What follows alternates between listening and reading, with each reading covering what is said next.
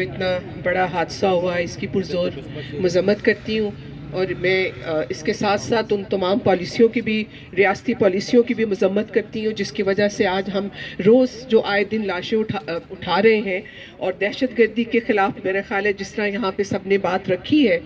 कि ये जिन्होंने ये पॉलिसियाँ बनाई उसका नतीजा जो पाकिस्तान के बेगुनाह अवाम जो हैं वो भुगत रहे हैं। और अब ये वक्त है कि हमें मालूम है कि ये दहशत गर्दी के हवालों से जो पॉलिसी है वो अभी भी उसके ऊपर पूरी तरह से यू टर्न नहीं लिया गया है और ये नहीं लेंगे। और इसी तरह हम लोग मजबूर होंगे कि हम आए दिन अगर पाकिस्तान की तमाम जो प्रोग्रेसिव तरक्की पसंद इंसान दोस्त फिक्र रखने वाली जो तहरीकें हैं अगर वो मिल के जो है अवाम के साथ जो अवामी जो एक तहरीक है उसका आगाज़ नहीं करते तो अगर ये समझें कि यही वो रियासत है जिसने ये जो दरिंदे हैं जो दहशतगर्द हैं ये बनाए और पाले और अगर इसी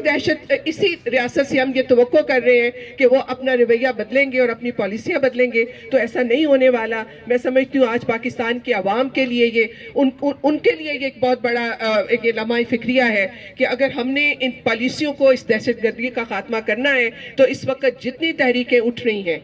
केपी में जो पीटीएम की तहरीक है जिनको आज मंजूर पश्तीन जिसके साथ खड़ा हो जाता है उस पर भी गद्दारी का जो इल्ज़ाम लग जाता है और आपको फ़ोन आने लग जाते हैं बजाय इसके कि उस इलाके में जो मसाइल हैं जिसकी वजह से वहाँ पे तहरीक उठी है उन तहरीकों के ऊपर जो लोग मुतालबात करें उसकी तरफ तवज्जो दी जाए। अगर ऐसा नहीं होगा तो फिर पाकिस्तान की सलामती जो है इसको ख़तरे में डालने वाले लोग वो असल में गद्दार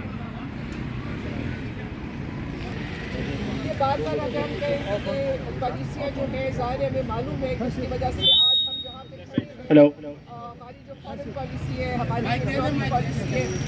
जहाँ के नतीजे के तौर पे यहाँ पे आज हम पाकिस्तान को इन्होंने पहुँचा दिया है और अगर हम इन्हीं से मुतालबात करते रहेंगे और मैं ये समझती हूँ कि अफसोस के साथ कि जो सियासी जमातें भी आती हैं वो भी इन पॉलिसियों को जारी सारी रखती हैं वो बी टीम बन जाती हैं पाकिस्तान की जो मिलिट्री इस्टेब्लिशमेंट है और उसकी बी टीम बन के वो भी इन पॉलिसियों के ऊपर कोई रिवर्सल कोई तब्दीली नहीं करते हैं। तो ये आप और हमारा अब पाकिस्तान के सोच और समझ रखने वाले जो अवाम है